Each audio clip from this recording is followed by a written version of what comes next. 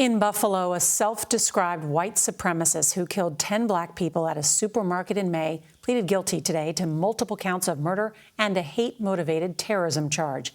CBS's Jericka Duncan was in the courtroom and reports the gunman will likely spend the rest of his life behind bars. Victims' families could be seen hugging outside a Buffalo courtroom today after waiting more than 6 months for justice.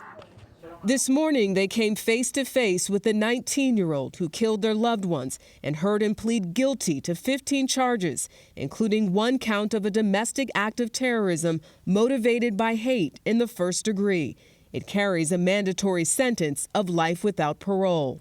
No individual in the history of the state of New York has been found guilty of that domestic terrorism charge motivated by hate until today.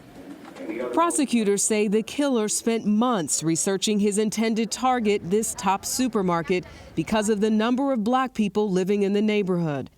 In court today, one prosecutor repeated the phrase "because they were black" several times after referring to each person who died. Ask yourself why it happened. Ask yourself, what kind of nation are we that this is allowed? Kat was a wonderful sister, Kat was just a good person. Barbara Mapps and her niece, Adrienne Massey, lost 72-year-old Catherine Massey, who went by Kat.